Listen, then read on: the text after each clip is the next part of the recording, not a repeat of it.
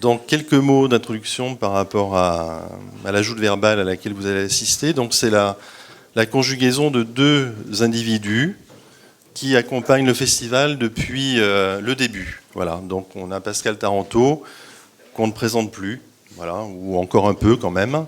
Donc, philosophe, qui nous gratifie chaque année d'une conférence conclusive brillante. Et cette année, nous lui avons privé, je dirais, cette capacité à pouvoir donner cette conférence brillante, et nous lui avons donné une contrainte, à savoir celle de coexister avec un autre compagnon du festival depuis des années, qui est Didier Gallas. Voilà, donc Pascal Taranto, Didier Gallas. Alors Pascal, c'est bien sûr l'université Aix-Marseille, et puis Didier, c'est également Marseille depuis quelques années maintenant. Et avec Didier, c'est un compagnonnage également artistique que nous avons. Donc il y a eu la création notamment de Rabelais versus Nostradamus, donc qui était une création assez importante. La vertu héroïque également, donc qui a été donnée ici, à Huim, chez Max Ernst. Et puis il y a eu également une résidence d'artistes donc de la Devinière avec une création qui s'intitulait Rien ne va plus. Et le choix du titre a été conçu, a été choisi avant la crise et les crises que nous avons subies. Et la restitution a eu lieu après cette crise Covid. Donc voilà, donc 3 créations autour de Rabelais, ou qui ont une familiarité avec Rabelais, avec Didier. Et je ne peux pas citer Didier Gallas sans citer Jean-François Guillon, qui doit être certainement présent ici, dans la salle. Voilà, je le vois, là-bas. Qui est le comparse également de création, donc artiste plasticien qui accompagne les créations théâtrales de Didier. Et Jean-François travaille la graphie, il travaille notamment autour de l'alphabet, de la langue, et il accompagne régulièrement Didier dans ses créations. Donc deux personnes brillantes que nous aimons à entendre et qu'il nous plaisait de réunir dans une forme inédite, à savoir ce duo, ce binôme qui va ajouter devant nous. Et je vous laisse écouter cette création unique et exclusive pour le Festival des nourritures élémentaires, puisque c'est vraiment, vous allez assister à une création en direct, donc je les laisse œuvrer. Voilà. Bonne écoute.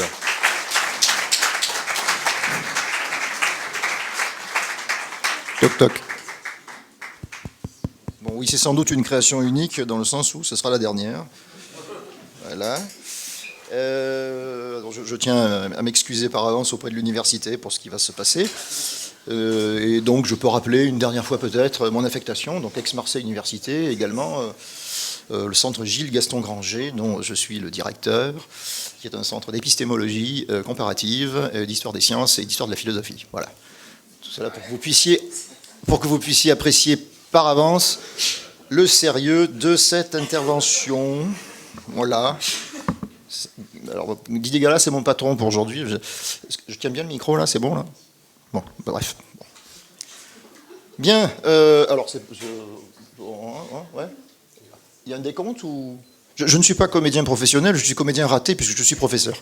Donc, je ne connais pas tout. Oui? Allez, c'est parti.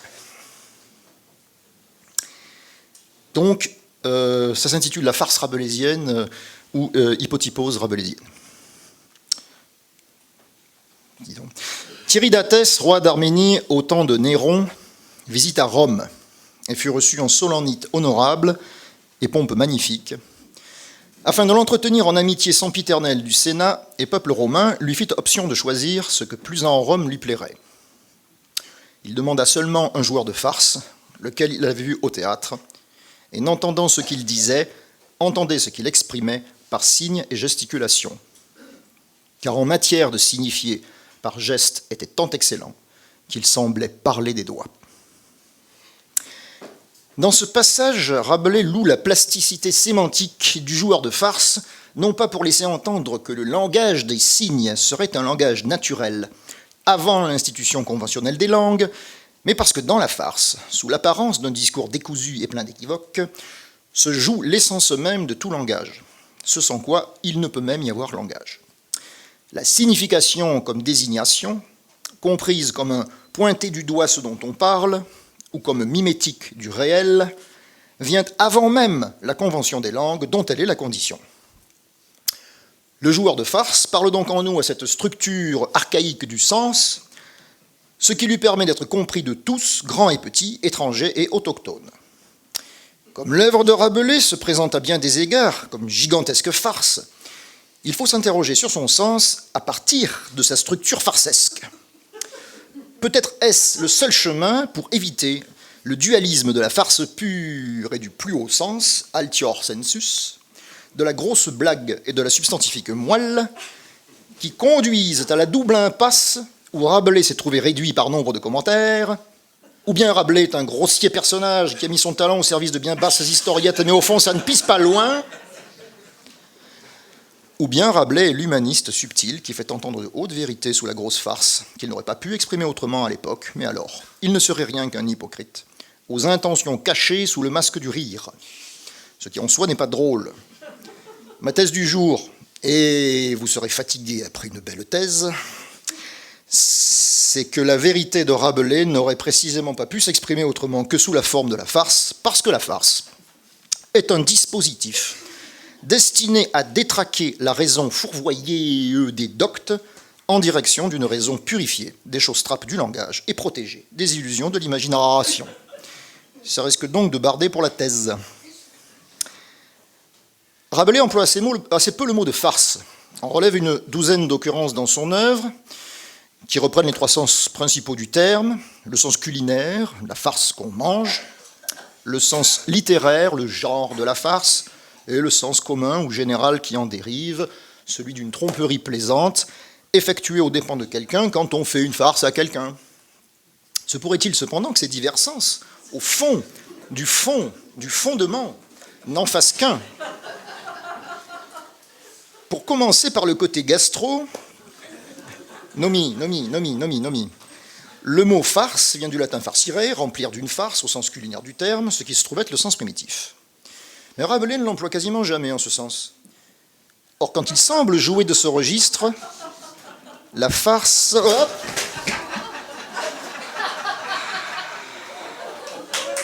ouf,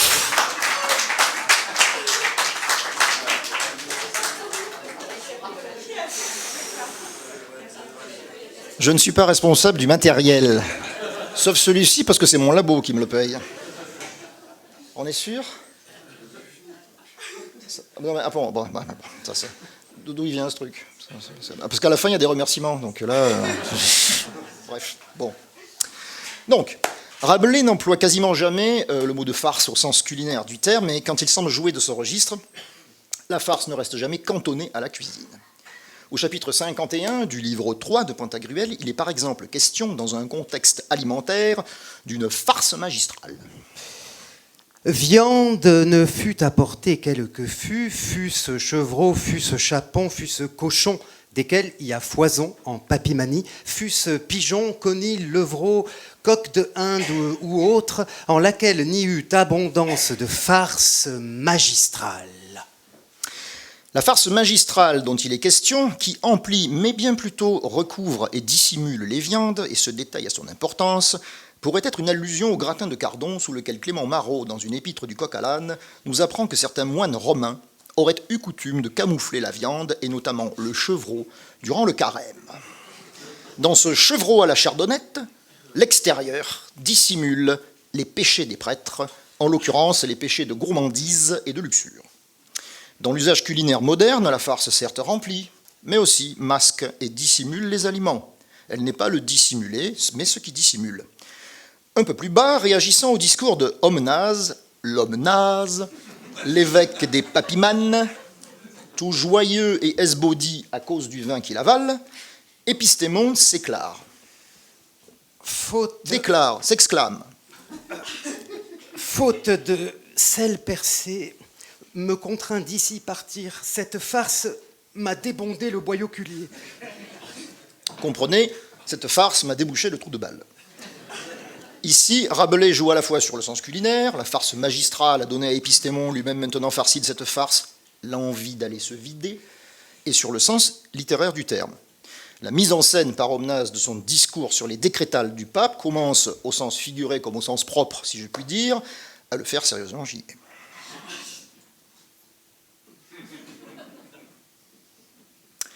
On ne craindra pas un peu de scatologie cuculinaire, car ici, comme en cuisine, l'oignon fait la farce. À noter que ce télescopage du sens culinaire et du sens littéraire se retrouve aussi dans l'emploi chez Rabelais du mot féminin de gog, qui désigne à la fois une préparation de boudin farci en jevin et une chose plaisante ou réjouissante. Un bon gros moine réjoui, celui des boîtes à camembert, les anciens savent de quoi je parle, est ainsi appelé gogelu. Et la fameuse expression ergogluc, qui conclut le pseudo-raisonnement de Janotus de Bragmardo dans le Gargantua, est un jeu de mots que l'on pourrait comprendre par « je suis content, satisfait », d'après le mot « Glück » en allemand, bonheur, et par « Herr Gogeluck », qui pourrait bien désigner notre Jean du Bracmar, Gogelu s'il en est. En ce sens, le mot Gog donnera en français goguenard, goguette, gogo, et bien sûr les goguenous, dont l'apocope, les Gog, deviendra un terme populaire pour désigner la selle percée. Rapprochant ainsi l'aisance des lieux et la joie de s'y trouver quand le boyau se débonde. Et voilà que la boucle est bouclée. Alors, quand un boyau se débonde, il est sujet à des modulations qui sont les conséquences de la matière du vent, de la nature du canal ou de la force du sujet. Et ainsi, on considère que s'il se débonde, il le fait sur 4 modes distincts. Il y a le mode grave. Il y a le mode aigu.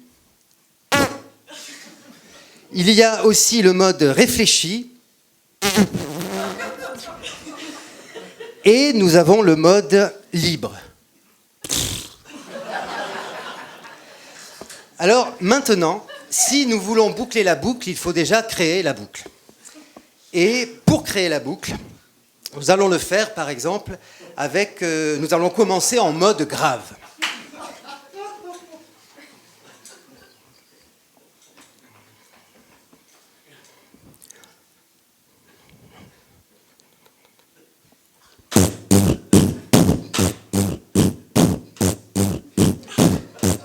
Mode aigu.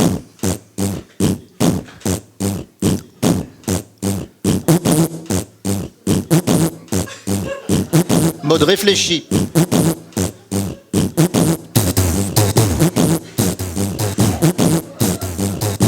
Mode libre.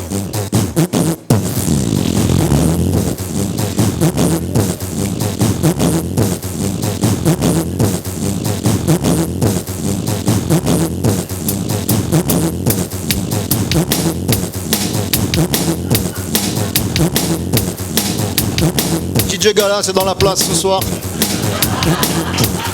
Spécialement pour vous, mesdames, messieurs.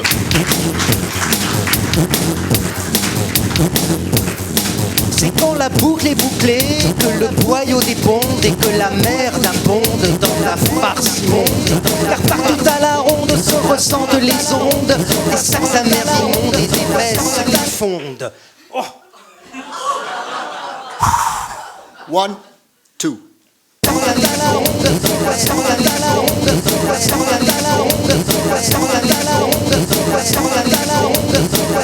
Retour. Car partout à la ronde se ressentent les ondes, des sacs amers immondes et des fesses qui fondent. Ne craignons pas la fronde sous les nez du monde, alors se pose une question. Faut-il mieux être un beau français ou un arabe en Arabie? Comment? Faut-il mieux être un beau français ou un arabe en arabé? Un érable en arabé, un arabe en arabé, un érable en aramé, un arabe en harlé, un arabe en arabé, un arabe arable blé, un arabe arabelé, un rappel arabelé, rabelé, rappelé, rappelé, un rap arabelé, rappelé, rappelé, rappelé, rappelé, rappelé, et la boucle est bouclée. Alors on la boucle.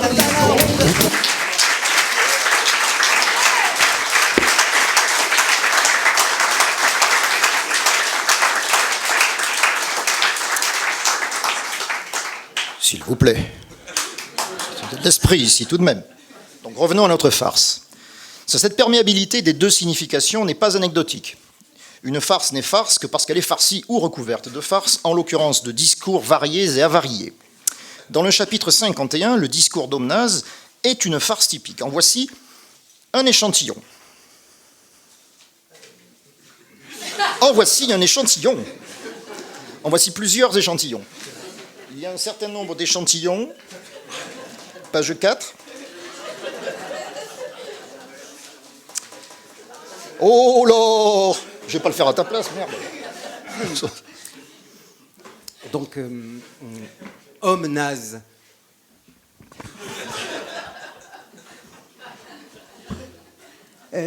Oh l'or! Nullité de grêle, gelée, frima, vimère, oh l'or! Abondance de tout bien en terre, oh l'or! Paix obstinée, infringible en l'univers, cessation de guerre, pillerie, hangarie, briganderie, assassinement, excepté contre les hérétiques et rebelles maudits. Oh, l'or, joyeuseté, allégresse, liesse, soulasse, déduit, plaisir, délice en toute nature humaine.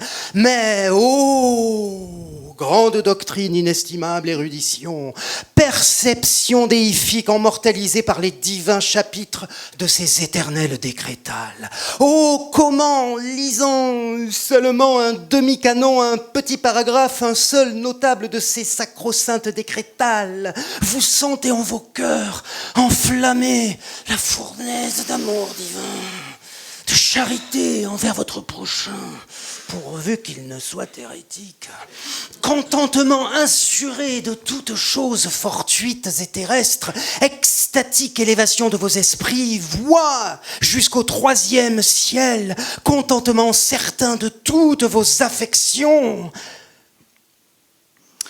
Ce que recouvre la farce de l'enthousiasme, c'est bien entendu le fanatisme religieux qui s'exprime ici sous la forme d'un délire bachique, accentué par la mise en scène païenne de ce pseudo-symposium servi en cabaret par des bachelettes, les pucelles mariables du lieu. Le discours est extravagant, au propre. Certaines décrétales du pape sont appelées les extravagantes. Et oui, comme au figuré, un discours extravagant, un discours délirant. Et cela constitue selon moi l'élément qui relie la farce procédé culinaire à la farce genre littéraire et dont contient sa quintessence. C'est la folie, l'extravagance, mimant le discours droit, qui fait la force et la forme de la force, de la farce, de la forme.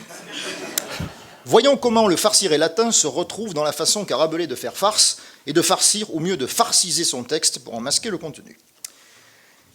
La plupart du temps, quand Rabelais fait allusion à la farce, c'est bien au genre littéraire de la farce. Par exemple, il cite la farce du pot au lait, duquel un cordonnier se faisait riche par rêverie, puis le pot cassé, nu de quoi dîner.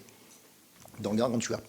Mais la référence ultime et massive est la célèbre farce de Maître Patelin, qui constitue sinon l'archétype, du moins l'exemple canonique de la farce médiévale, en tout cas imprimée, puisque pour le reste, on avait surtout une tradition orale. C'est un chef-d'œuvre comique de la littérature française, possiblement écrit vers 1460 par le bouffon du roi René, Triboulet, acteur comique, auteur de sottis. Alors, les références à cet énorme succès populaire sont très nombreuses chez notre Rabelais. Il réutilise les noms des personnages, comme Joussaulme, Thibault Lagnelet, Léo Patelin, Patelin.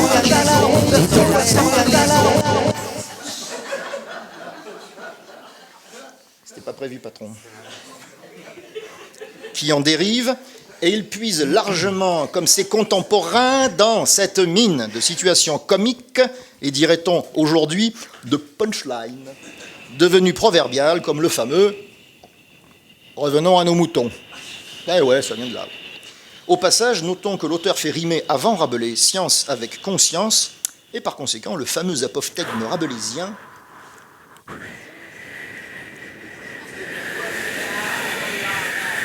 est peut-être un hommage discret à l'auteur de la farce de Maître Patelin. Alors, lorsque je dis que cette farce est un archétype, je veux dire qu'elle contient, à mon avis, les ressorts essentiels qui permettent à la farce de fonctionner chez Rabelais comme une structure révélatrice d'un plus haut sens, sans être dégradée par l'élément comique, mais bien au contraire, signalée par lui. Ce qui semble haut devient bas, ce qui est bas devient haut, l'intérieur et l'extérieur ne sont pas aisément séparés, car le joueur de farce désigne toujours la surface C'est l'alchimie par inversion qu'accomplit le discours farci rabelaisien. Alors retournons dans notre Patelin. Alors Patelin est un avocat. Premier point d'importance, il vend du vent. J'espère qu'il n'y a pas d'avocat dans la salle. Si. Bon. C'est un dialecticien et un sophiste, un maître de la persuasion par le langage, et dans l'art d'utiliser la vraisemblance contre la vérité, la raison pervertie contre l'évidence des faits. Pour lui, l'essentiel n'est pas ce que les choses sont, mais ce que les gens croient qu'elles sont. Donc, tout le ressort de la farce tourne autour de la capacité du langage à nous tromper sur la réalité. La réalité montrée, c'est celle de la duperie triviale. Tout le monde escroque tout le monde et, point important et fondamental, le lecteur en est le témoin. La farce commence à partir du moment où l'escroquerie est enrobée, camouflée par un langage, au point de créer une réalité alternative à laquelle on peut se laisser prendre. Le jugement des trompés en est tout déréglé. Et quand ils s'aperçoivent que la supercherie ne repose que sur leurs propres croyances abusées, la révision des jugements et l'humiliation qui en découle est source chez les spectateurs d'un rire qui est un rire moral, un rire sanction de la turpitude des grugeurs grugés. Même si cela peut échapper à ceux qui jouissent de la farce sans savoir pourquoi elle les fait rire, la moralité commune sanctionne et désigne par le rire du groupe les comportements ridicules inconscients d'eux-mêmes, dont le premier consiste à croire que l'on peut échapper en société à cette sanction du rire, ce qui équivaut en termes rabelaisiens à vouloir péter plus haut que l'on a le cul, car celui-là qui veut péter plus haut qu'il n'a le cul doit d'abord se faire un trou dans le dos. Oui, alors ça dépend. Ça dépend quelle est la hauteur du cul à la base. Par exemple, quand on a le cul bas, même si on pète plus haut que son cul, ça reste bas, objectivement. Vos salves de missiles n'atteignaient pas mon cul bas. Quoi, un peu de politique? Cette puissance trompeuse du langage s'exprime sous la forme d'un délire verbal. Par exemple, dans la farce de Patelin, pour échapper à son créancier Joussaulme, Patelin feint de délirer sur son lit de mort. Le signe de son délire est une sorte de logorée glossolalique où il se met à parler en différents patois et en différentes langues. Dupé, Joussaulme s'imagine alors que c'est le diable en personne qui est le matin même venu acheter ses draps sous les traits de l'infortuné Patelin. De même, dans la plaidoirie entre le berger Thibaut et Joussaulme, son patron, qui l'accuse, à raison, de tuer ses bêtes pour les manger, Patelin a conseillé à Thibaut, qui est devenu son client, de répondre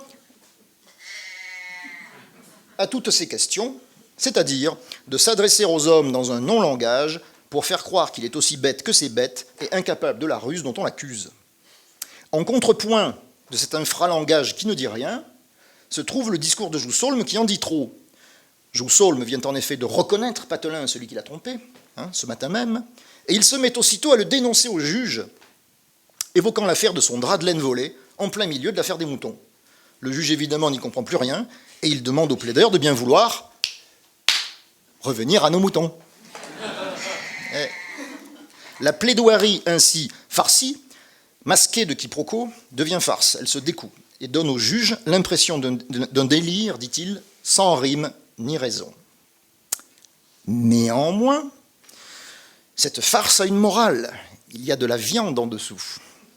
Et oui, Thibaut gagne son procès, mais lorsque Patelin exige son dû à son client vainqueur, le berger lui répond « Le drapier Joussaulme, l'avocat Patelin sont à la fois trompeurs et trompés. Cependant, le berger Thibaut a une position à part. Il trompe et il n'est pas trompé. Il paye les trompeurs avec leur monnaie. Il dénonce la tromperie par la tromperie et se paye le luxe de l'annoncer à l'avance à Patelin sans que celui-ci ne le comprenne. Monseigneur, si je ne vous paie à votre mot, ne me croyez jamais. Et encore, à votre mot vraiment, si je ne vous paie largement, promet-il avant d'aller au tribunal avec son avocat marron.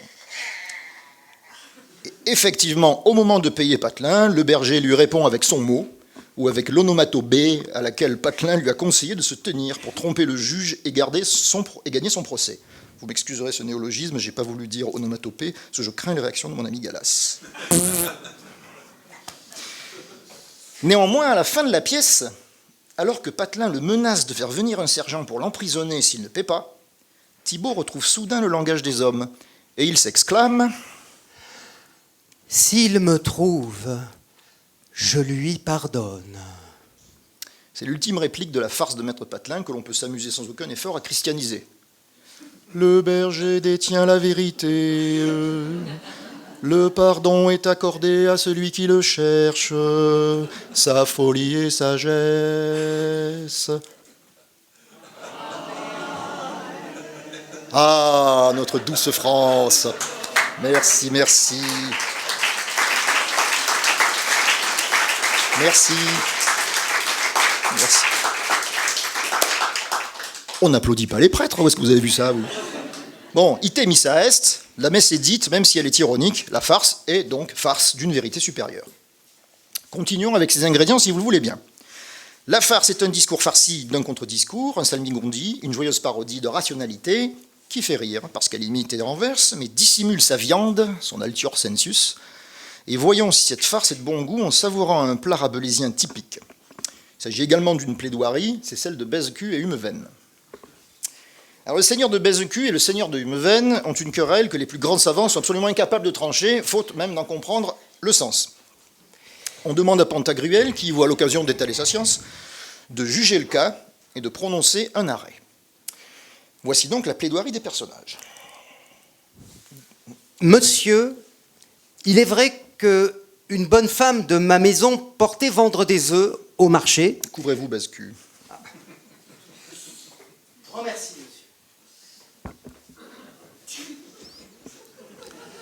Mais, à propos, passait entre les deux tropiques diamétralement opposés au zénith, parce que les monts Riffé avaient eu cette année grande stérilité de Appelourde, moyennant une sédition de balivernes mues entre les Baragouins et les Accourciers pour la rébellion des Suisses, qui s'étaient assemblés jusqu'au nombre de 3, 6, 9, 10 pour aller à l'aiguille à 9, le premier trou de l'an, que l'on livre la soupe au bœuf et la clé du charbon aux filles, pour donner l'avoine aux chiens. Voyant donc que la pragmatique sanction n'en faisait nulle mention et que le pape donnait liberté à chacun de péter à son aise, si les blanchets n'étaient rayés, quelque pauvreté que fût au monde, pourvu qu'on ne se signât de la main gauche, la bonne femme écula les sciatiques par la foi des petits poissons couillatrices qui étaient pour lors nécessaires à entendre la construction des vieilles bottes. Pour ce, monsieur, je requiers que par votre seigneurie soit dit et déclaré sur le cas ce que de raison, avec dépenses, dommages et intérêts. Vous donc, monsieur de Humeven, dites ce que voudrez, et abrégez, sans rien toutefois laisser de ce qui servira au propos. Monsieur et messieurs, si l'iniquité des hommes était aussi facilement vue en jugement comme on connaît mouche en lait, le monde ne serait pas tant mangé de rats comme il est, et il en serait oreilles maintes sur terre qui en ont été rongées trop lâchement. Car, combien que tout ce que a dit partie adverse soit bien vrai quant à la lettre et histoire du factum, toutefois, messieurs, la finesse, la tricherie, les petits anicrochements sont cachés sous le poteau rose. Si une personne s'en va aux étuves pour se faire enluminer le museau de bouse de vache, ou acheter bottes d'hiver, et les sergents passant, ou bien ceux du guet, recevant la décoction d'un clister, ou la matière fécale d'une selle percée sur les tintamarres, en doit-on pourtant rogner les testons et fricasser les écus, ailes de bois? Parfois, nous pensons l'un, mais Dieu fait l'autre. Et quand le soleil est couché, toutes bêtes sont à l'ombre. Messieurs, ne croyez pas qu'autant que la dite bonne femme englua la poche cuillère pour le record du sergent mieux apanégé et que la fissure boudinale tergiversa par les bourses des usuriers, il y eut rien meilleur à soi garder des cannibales que prendre une liasse d'oignons liés de 300 navets et quelque peu d'une fraise de veau du meilleur aloi qu'est les alchimistes, et bien lutter et calciner ses pantoufles mouflin-mouflard avec belle sauce de rabal et se caché en quelques petits trous de taupe, sauvant toujours les lardons.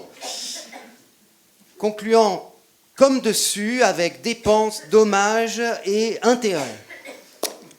Pantagruel écoute avec attention la plaidoirie complètement absurde des deux zigotos et il rend une sentence également absurde qui satisfait toutes les parties et fait tomber littéralement en extase les plus grands doctes, juges et savants. Ce qui fait rire l'auditeur, ce sont bien sûr les plaidoiries sans queue ni tête des deux seigneurs dans lesquelles nul ne peut voir goutte, mais ce qui le fait réfléchir, c'est que Pantagruel affirme tout du long comprendre le point. Et il n'y a pas lieu d'en douter, puisque les plaideurs et les savants eux-mêmes sont satisfaits. Comment Pantagruel arrive-t-il à renverser le réel, à créer une réalité alternative qui fait l'accord des fous et des gens qui semblent ne pas l'être? D'abord, c'est en cuisinant comme eux, c'est-à-dire en rendant un arrêt qui prend au sérieux la dinguerie des deux personnages et qui, du coup, installe leur folie comme norme. Or ça, messieurs, je ne trouve pas le cas tant difficile que vous le faites.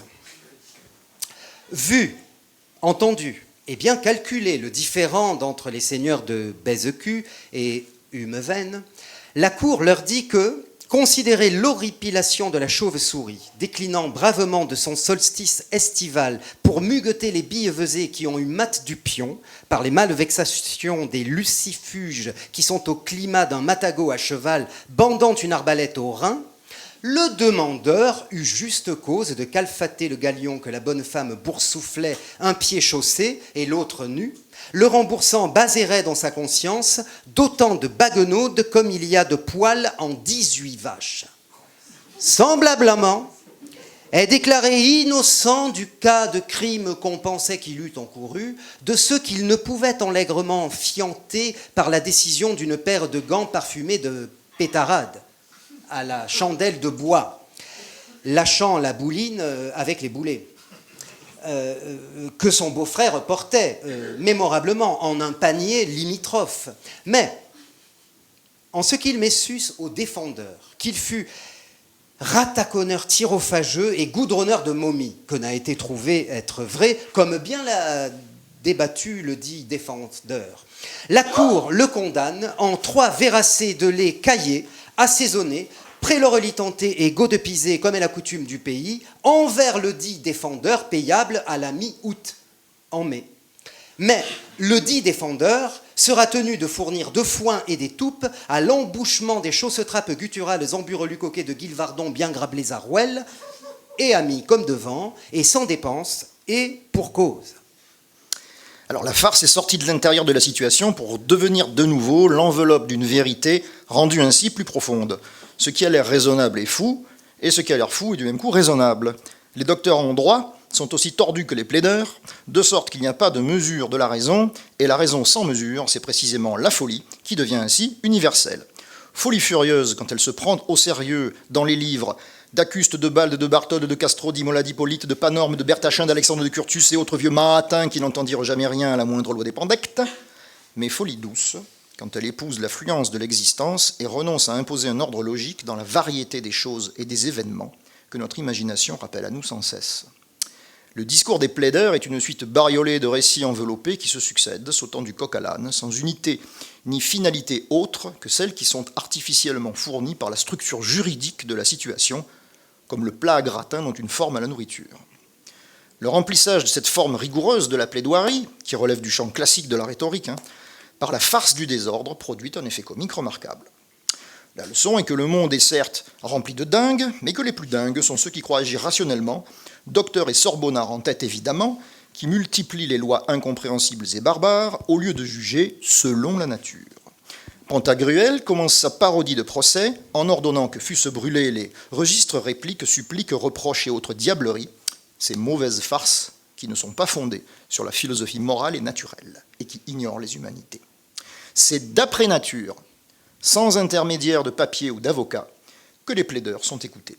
Le résultat est admirable. Cette sentence prononcée, les deux parties s'en allèrent toutes deux contentes de l'arrêt, qui fut presque chose incroyable, car depuis les grandes pluies, il n'était jamais arrivé de voir, et cela n'arrivera pas de 13 jubilés, que deux parties se disputant dans un jugement contradictoire, soit l'une et l'autre, contentes d'un arrêt définitif.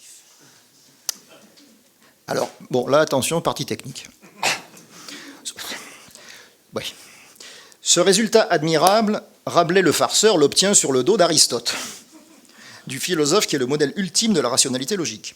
En effet, si l'on s'en tient au canon de la rationalité tel qu'Aristote le définit dans sa métaphysique, je cite, « Il est impossible qu'un même attribut appartienne et n'appartienne pas en même temps et sous le même rapport à une même chose, de sorte qu'on ne peut satisfaire à la fois les deux plaideurs. En effet, on peut déduire de ce principe que de deux choses qui se contredisent, si l'une est vraie, l'autre est fausse. Par conséquent, si l'un des plaideurs a raison, l'autre a tort. Ce principe de non-contradiction fonde tous nos jugements rationnels et même habituels. Aristote, cependant, ne pouvant prouver ce principe, c'est pas très long, ne pouvant, ça va aller, ça va. Ne pouvant prouver ce principe par une démonstration directe, puisqu'il fonde le dit principe, toutes les démonstrations qui établissent la vérité d'une proposition, vous voyez le truc, montre indirectement qu'on ne saurait s'en passer en mettant au défi celui qui nierait ce principe de dire quelque chose de déterminé, c'est-à-dire de parler en prétendant dire quelque chose. En effet, dès que quelqu'un ouvre la bouche pour dire quelque chose de sensé, il utilise, qu'il le veuille ou non, le principe consubstantiel à notre raison de non-contradiction. De sorte que si je dis « Galas est fou », je dis quelque chose. Mais si je dis « Galas est fou et non fou » dans le même temps et sous le même rapport, je ne dis plus rien du tout. Je suis comme un mute. Un muet qui produit des sons avec sa bouche. En faisant parler Bézecue et Humevène comme s'ils disaient quelque chose que seul Pantagruel, sage d'une folle sagesse, peut comprendre, Rabelais s'amuse à répondre au défi d'Aristote en lui opposant un discours non pas contraire à la raison, mais au-dessus de ses canons et de ses lois, tirant son modèle non pas de la logique desséchée et des scolastiques, sectateur d'Aristote, de Barbara et de Baralipton, mais de la vie elle-même, qui ressemble plus à un fleuve héraclitéen où tout se transforme et où le langage se contente de capter les chatoiements fugaces des instants en perpétuelle fuite. C'est comme cela que Pantagruel réussit à conclure d'une façon logiquement impossible, sauf bien sûr si la logique elle-même est renversée. Pantagruel accomplit ce renversement en imitant le désordre de la nature et en légitimant sa dialectique baroque. La farce comme procédé général s'amuse donc à fragiliser les structures du monde réel, mais elle ne les détruit pas, car elle permet aussi sa réassurance. Ça, c'est la viande. En effet, le jugement de Pantagruel, quoique parodique, aboutit pourtant à la pacification des relations sociales, c'est-à-dire à l'objet même d'un vrai jugement de droit. Ainsi, la sagesse de ce monde est folie. On le dit depuis les évangiles, mais la farce dit au fond la même chose, en proposant le spectacle d'une folie qui se donne la forme de la sagesse. Cette folie, c'est le produit d'une faculté que la philosophie du siècle suivant nommera l'imagination ou la fantaisie, et qu'elle tentera de refouler de force hors du champ de la philosophie, hors du champ de la rationalité. Par exemple avec Descartes, Pascal, qui cherchaient eux aussi une autre logique que celle d'Aristote. L'imagination sera alors conçue comme une menace pour le fonctionnement de la raison. On lui donnera le sobriquet infamant de folle du logis, puissance d'erreur et de fausseté qui, dit encore Pascal, est d'autant plus trompeuse qu'elle ne l'est pas toujours.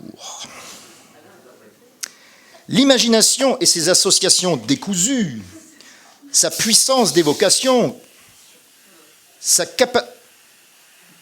capacité à transformer en farce tout discours sérieux et rationnel,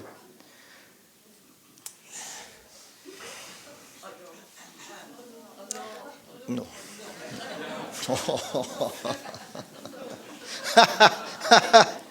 Non, ça va, ok, non. Donc, l'imagination transforme tout discours sérieux et rationnel. Vous avez suivi ou quoi? Oui bon. Merci. Donc, un petit passage. Non, on reprend pas. On est dans le flow, là, mec. On est dans le flow, là. Souvenez-vous de ce passage extraordinaire, ce magistrat vénérable que Pascal met en scène dans les Pensées. Il s'apprête à écouter un sermon. Ne diriez-vous pas que ce magistrat dont la vieillesse vénérable impose le respect à tout un peuple Et tout un peuple se gouverne par une raison pure et sublime, et qu'il juge des choses par leur nature, sans s'arrêter à ces vaines circonstances qui ne blessent que l'imagination des faibles. Voyez-le entrer dans un sermon où il apporte un zèle tout dévot, renforçant la solidité de sa raison par l'ardeur de sa charité. Le voilà prêt à l'ouïr avec un respect exemplaire. Que le prédicateur vienne apparaître, si nature lui a donné une voix enrouée et un tour de visage bizarre, que son barbier l'ait mal rasé, si le hasard l'a encore barbouillé de surcroît, quelque grande vérité qu'il annonce, je parie la perte de la gravité de notre sénateur.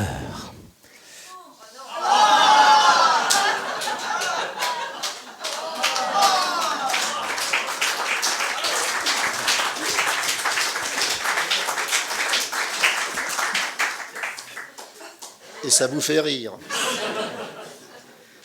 La raison qui discourt passe toujours par la médiation de l'apparence. Il n'y a pas de raison pure détachée d'un corps qui parle. C'est vrai que c'est salissant. Or, un docte, un avocat, un juge, un prédicateur, un magistrat, à savoir les cibles privilégiées de la farce de Rabelais, ne sont que des images d'une rationalité fragile, sans cesse menacée par l'imagination, qui est le principe de toute farce. Oui, voilà. Maintenant, je peux dire ce que je veux, voilà, c'est bon. Je rappelais au début de notre docte conférence cette tarte à la crème du commentaire rabelaisien. D'un côté, un Rabelais pur farceur, de l'autre, un Rabelais presque philosophe. Il est nécessaire, comme je l'ai dit, de surmonter ce dualisme. Rabelais est celui qui a réussi à sublimer la puissance farceuse de l'imagination au service de la philosophie. La farce, chez lui, est une ruse de la raison. Rabelais retourne l'imagination contre elle-même, en saturant ses récits d'associations déroutantes, en les surfarcissant, en les masquant sous des couches et des couches de farce. Sa littérature est la mimésis grotesque de l'existence humaine, vue sous la loupe grossissante du moraliste. L'œuvre de Rabelais, le travail qu'elle accomplit, est un travail de la raison, se servant de toutes les puissances de l'imagination et du langage pour neutraliser la tromperie de l'imagination et du langage. C'est seulement comme cela qu'un discours de sagesse véritable peut, éventuellement, se frayer un chemin dans le fatras impénétrable d'une apparence autrement invincible et ainsi casser l'os médulaire.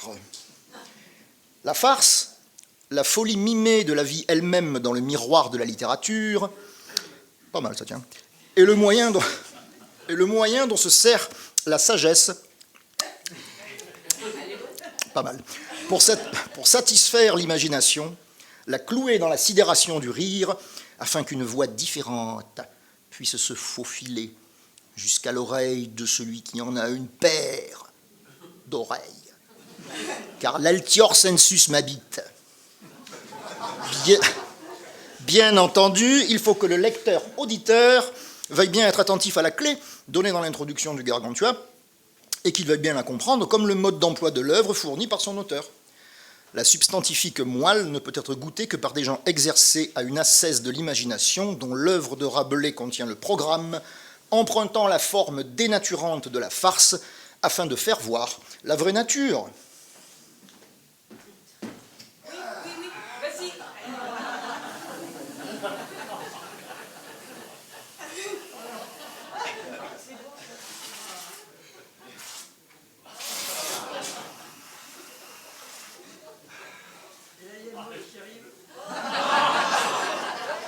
Gentil Galas, gentil. Voilà.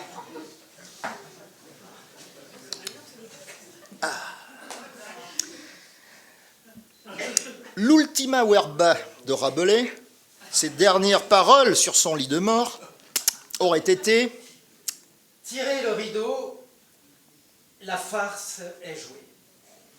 Ce détournement de la vieille locution latine « acta est fabula », la pièce est jouée, a beau être apocryphe et peut-être légendaire, ah ben on y croit. On s'imagine bien un Rabelais fatigué mais goguenard, reprendre les mots mêmes dont usèrent avant lui l'empereur Auguste ou le philosophe athénien Démonax, et donner en même temps que le mot de la fin, le fin mot de son entreprise. L'existence humaine est une pièce de théâtre, mais ce n'est pas une tragédie, pas même une simple comédie, dont le sens est pas trop lisible. C'est une farce. Nous voici cette fois bien loin de Pascal, qui nous assène dans ses pensées que... Assène-nous quelque chose dans mes pensées. Ouais.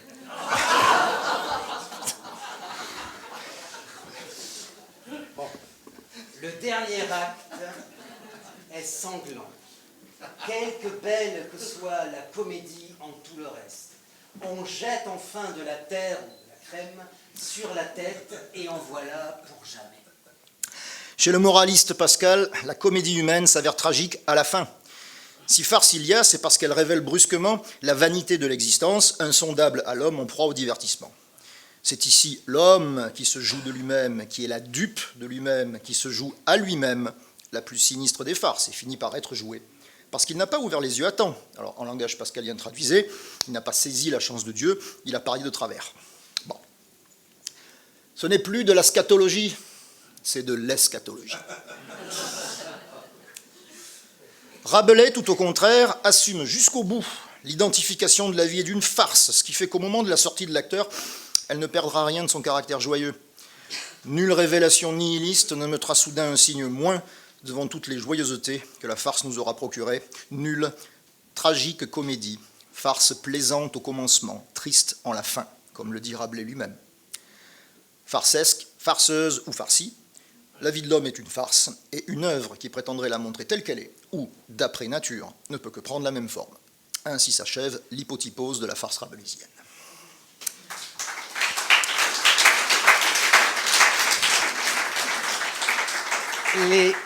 Les décors sont de Roger Hart. Et les costumes de Donald Cardwell.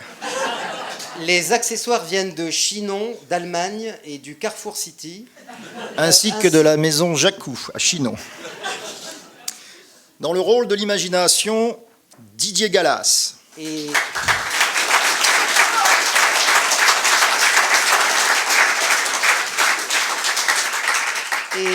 dans le rôle de la raison, Pascal Taranto.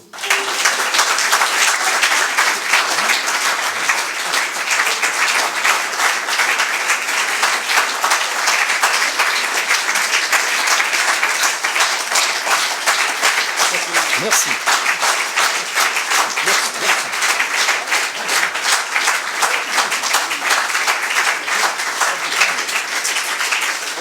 Merci. Bon, bien évidemment, les remerciements les plus sincères et les plus chaleureux vont envers toutes les personnes qui nous invitent à leur risque et péril depuis plusieurs années. Bien sûr, Mathilde, Jean-Martin, Stéphane, toute l'équipe des bénévoles, etc., qui sont des gens formidables, avec lesquels nous avons construit maintenant de véritables amitiés, et pas simplement des amitiés autour du verre, voilà, mais autour des bonnes choses. Voilà. Mais bonne dégustation à vous, bien sûr.